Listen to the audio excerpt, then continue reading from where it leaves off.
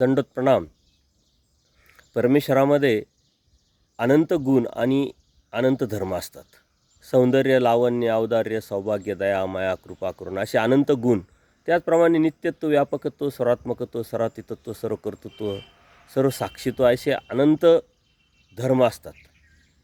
परंतु या शब्दांचे अर्थ समजून घेऊनही त्या परमेश्वराने जाणवलं तर परमेश्वर आपल्याला ओळखता येतील, समजून घेता येईल. कार्यकारण स्वरूप लक्षणाच्या माध्यमातून आपल्याला त्या परमेश्वराला ओळखून मग त्याला अनन्यभावी शरण जावं लागेल.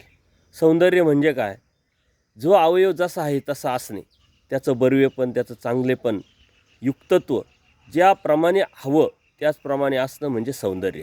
आणि त्या सौंदर्याकडे बघितल्यानंतर आपल्याला दुसरी नजर दुसरीकडे हटवण्याची इच्छाच न होणं किंवा त्यामध्ये आपली एक एकाग्रता निर्माण होणं म्हणजे सौंदर्य. आणि त्या सौंदर्यामध्ये रूप असतं, वय असतं, अवयव असतात, गुण असतात, अशा सर्वच अंगाचा त्यामध्ये समावेश असणं म्हणजे सौंदर्य. सर्वज्ञ श्रीचक्रप्रभू स्पष्ट सांगतात की त्रेतायुगामध्ये सीतामाई बरी होती म्हणजे सुंदर होती, द्वापारयुगामध्ये श्रीकृष्ण महाराज सुंदर होते आणि कलियुगामध्ये आम्ही सुंदर आहोत. याचा अर्थ परमेश्वर स्वतःची ओळख स्वतः देतात.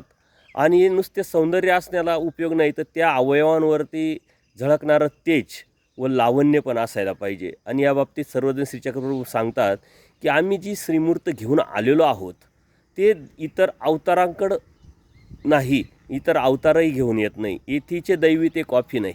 म्हणून परमेश्वराचं जे सौंदर्य आहे ते सौंदर्य आपण समजून उमजून जाणून घेऊन परमेश्वराला आपण ओळखू शकतो.